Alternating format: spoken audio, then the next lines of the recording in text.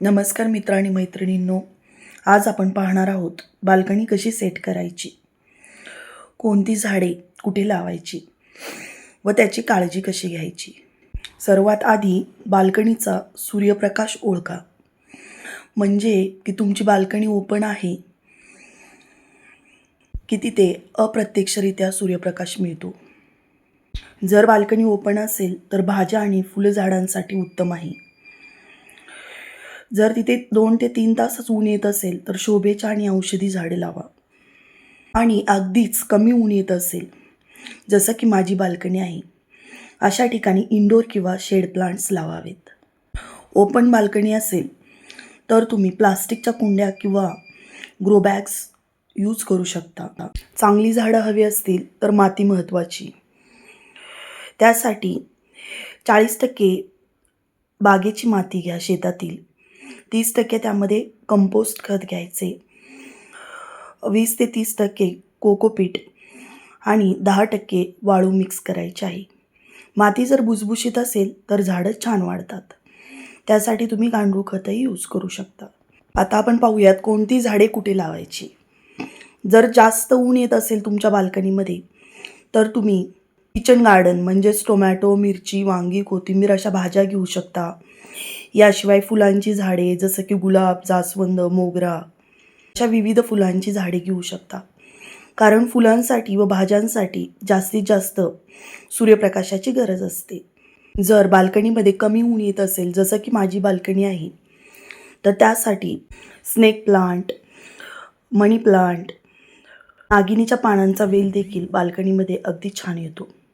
मी पुढे व्हिडिओमध्ये तुम्हाला हे सगळं दाखवणारच आहे.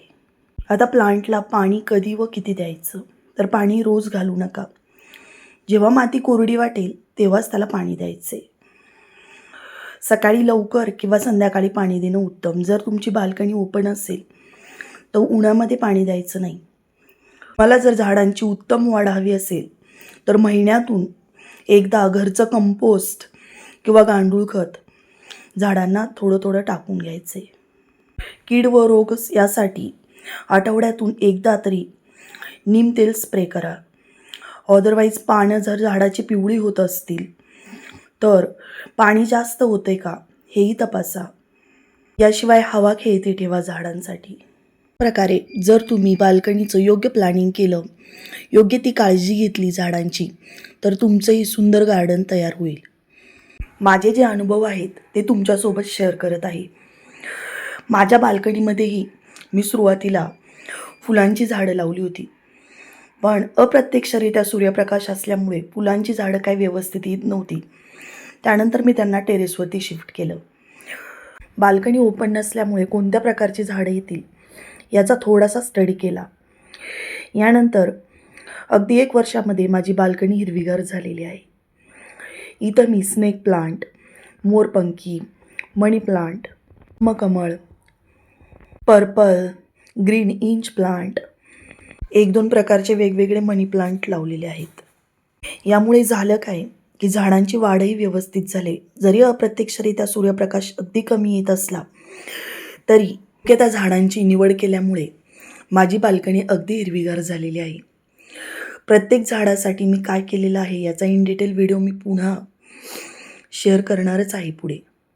परंतु तुम्हाला जर बाल्कनीमध्ये अनेक शंका असतील की फुलझाडं येत नाहीत किंवा इंडोर प्लांट येत नाहीत, तर नक्कीच या व्हिडिओद्वारे तुमच्या शंका दूर होतील.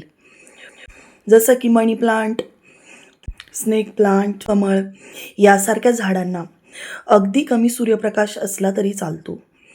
की जी झाडे अप्रत्यक्ष सूर्यप्रकाशामध्ये येतात त्याला जास्त सूर्यप्रकाशाची गरज नसते.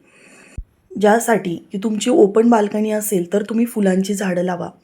अदरवाईज काही इंडोर प्लांट वगैरे असतील, मनी प्लांटसारखे वगैरे, जसं की मी माझ्या बाल्कनीमध्ये झाडं लावलेली आहेत तशी लावू शकता, जेणेकरून तुमच्या बाल्कनीमध्ये पूर्णतः हिरवळ होईल आणि तुम्हाला बाल्कनी सेट करताना काहीही प्रॉब्लेम येणार नाही. जर काही तुम्हाला अडचणी असतील तर त्या तुम्ही माझ्याबरोबर शेअर करू शकता. तुम्हाला जर बाल्कनीबद्दल काही शंका असतील किंवा कुठलं झाड कुठे लावायचं याबद्दल काही शंका असतील तर मला नक्की कमेंट करून सांगा.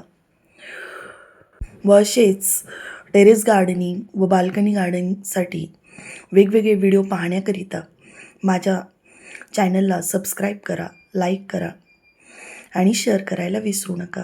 धन्यवाद.